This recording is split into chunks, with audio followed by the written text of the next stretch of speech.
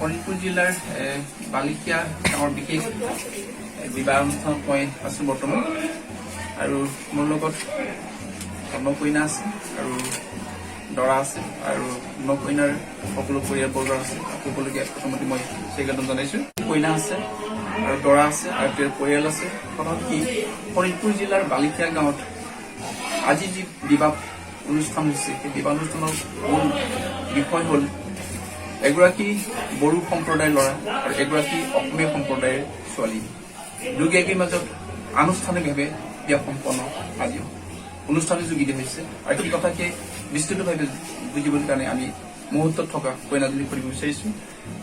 প্ৰথমে তোমাৰ চিনাকি বিচাৰিলো, যিহেতুকে আজি তোমাৰ সামাজিকভাৱে যি বিয়া অনুষ্ঠান হৈছে তুমি অনুভৱ হৈ আছা যে তুমি এগৰাকী অসমীয়া ছোৱালী আৰু তোমাৰ যি ল'ৰা বা দৰা লগত তুমি বিয়া হবলৈ গৈ আছা তেওঁ তোমাৰ বড়ো সম্প্ৰদায়ৰ ল'ৰা হয়। আজি অনুভৱ হৈছে যে তুমি এগৰাকী অসমীয়া ছোৱালী হয় আজি বড়ো সম্প্ৰদায়ৰ লগত বিয়া তোমাৰ অনুষ্ঠান সুন্দৰভাৱে আনুষ্ঠানিকভাৱে সম্পন্ন হৈছে। তোমাৰ অনুভৱটো কেনেকুৱা লাগিছে? প্ৰথমতে এইটো জনাব যে সৰুৰ পৰা আমাৰ ঘৰখনত আমাৰ কোনো বড়ো অসমীয়া বা আদিবাসী বা বিজনেছ একো ভেদাভেদ খোৱা নাই আৰু এতিয়াও খোৱা নাই। সেইকাৰণে সফল হ'ব পাৰিছোঁ বুলি ক'ব পাৰি এখন। আৰু যিহেতু আমাৰ এৰেঞ্জ মেৰেজে আৰু ঘৰটো কৰিছোঁ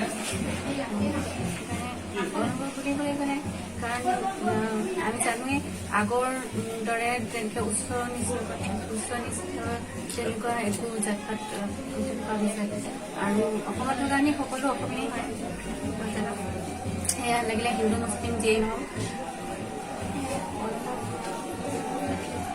তুমি আজিৰ পৰা এগৰাকী বোৱাৰী, তোমাৰ অনুভৱ কেনেকুৱা লাগিছে?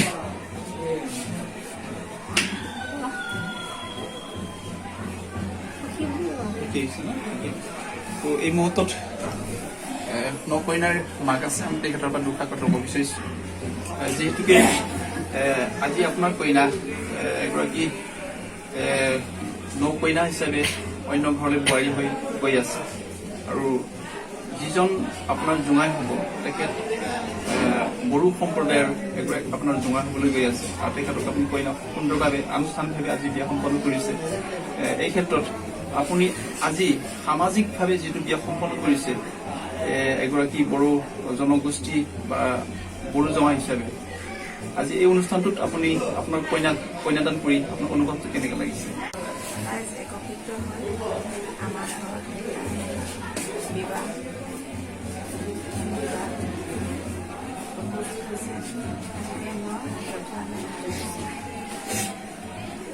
যিহেতুকে আপোনাৰ আজি বিবাহখনত যথেষ্ট উন্নত মানৱৰে বাথু ধৰ্মৰ পৰম্পৰা ৰীতি নীতিৰে আজি এই বিয়াখন আনুষ্ঠানিকভাৱে খুব সুন্দৰভাৱে পৰিচালনা হৈছে। এই বিষয়ত যিসকলে আপোনাৰ বিয়া অনুষ্ঠানত বিভিন্ন গাঁৱৰ বিভিন্ন ৰাইজৰ বিভিন্ন সম্প্ৰদায় আহি যথেষ্ট সহায় কৰিছে আপুনি সেই সকলক লৈ আপুনি কি ক'ব বিচাৰিছে?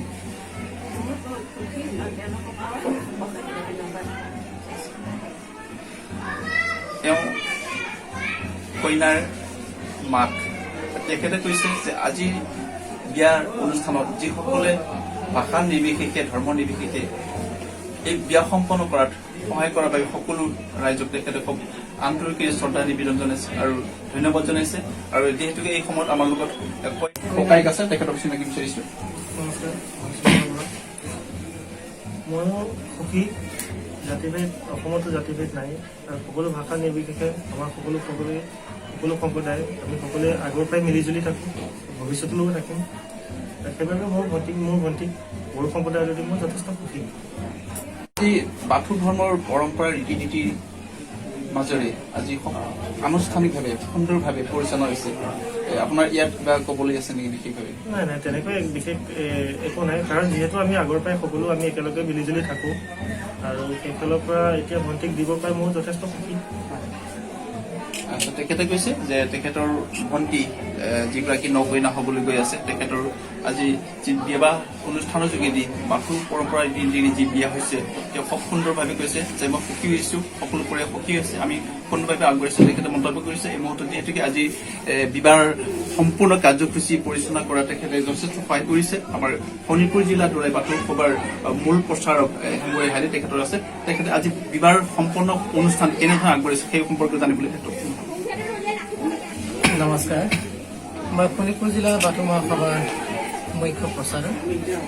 আজি আমাৰ বড়ো সম্প্ৰদায়ৰ বাথৌ ধৰ্মৰ ৰীতি নীতিৰে আজিৰ বিবাহৰ সকলো মাংগলিক প্ৰথা সম্পন্ন কৰি দিয়া হৈছে আৰু ঘৰ যেনেকৈ বিচাৰি দুইটা পৰিয়ালে দৰা আৰু কইনাৰ পৰিয়াল যেনেকৈ বিচাৰিছিল তেনেকৈ আমি বিবাহৰ যিখিনি প্ৰথা আছিলে বাথৌ ধৰ্মৰ নীতি নিয়মেৰে আমি কৰি দিলে সম্পন্ন আৰু আমি বিচাৰোঁ তেনেকৈ সকলোৱে জাতি ধৰ্ম ভাষা নিৰ্বিশেষে কোনো ভেদাভেদ নথকাকৈ কোনো উচ্চ নিচ্চ নথকাকৈ সকলোৱে যাতে তেনেকৈ যাতে আঁকোৱালি লয়।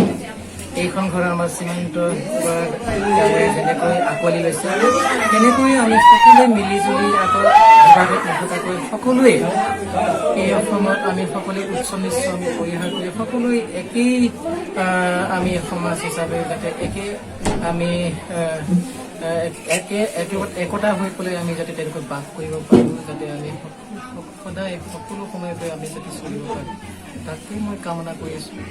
আমিও তেনেকৈ উচ্চ নিচ তেনেকৈ আমি নাভাবোঁ আৰু তেনেকৈ আমি ভেদাভেদ আমিও নাভাবোঁ।